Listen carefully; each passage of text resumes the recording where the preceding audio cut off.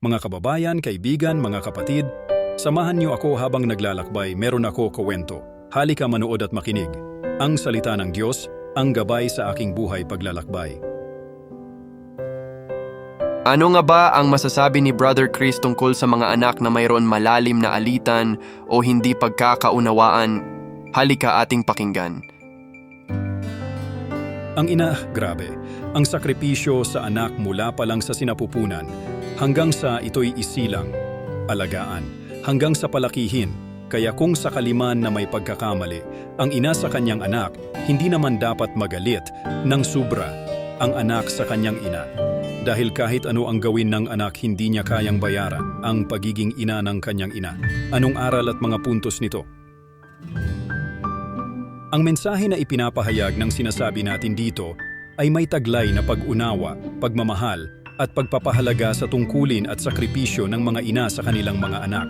Narito ang ilang aral at mga puntos na maaaring makuha mula sa pahayag na iyon. Una, paghanga at pasasalamat sa mga ina. Admiration and gratitude for mothers. Ipinapakita ng pahayag ang kahalagahan ng paghanga, pasasalamat at pagpapahalaga sa mga bawat ina sa kanilang handog ng pagmamahal, sakripisyo at pag-aalaga sa kanilang mga anak.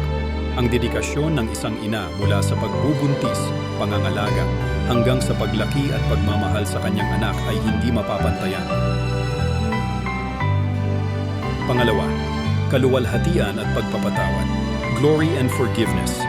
Ang pahayag ay naglalaman ng aral hinggil sa kaluwalgan, pagpapatawad, at pag-unawa sa pagkakamali o kakulangan ng isang ina. Binibigyang diin dito ang kahalagahan ng pagtanggap at pagbibigay kapatawaran, sa pag-unawa at respeto sa mga pagkukulang ng bawat isa. Pangatlo, kahalagahan ng pamilya at pagsasama-sama. Importance of family and togetherness.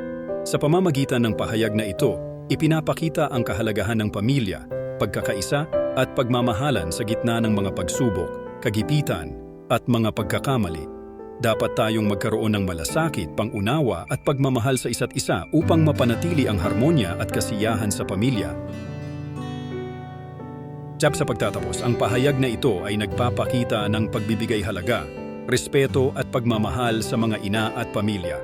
Ito ay nagbibigay diin sa kahalagahan ng pag-unawa, pakikipagtulungan at pagpapatawad sa gitna ng mga pagkukulang at pagkakamali. At sa kabila ng mga ito, ang pagiging magkasama at nagmamahalan sa pamilya ay patuloy na nagbibigay ng ligaya at kaganapan sa ating mga buhay. Tandaan, ang ina ay ina, anuman ang mangyari. Purihin ang Diyos. Amen. Thanks God.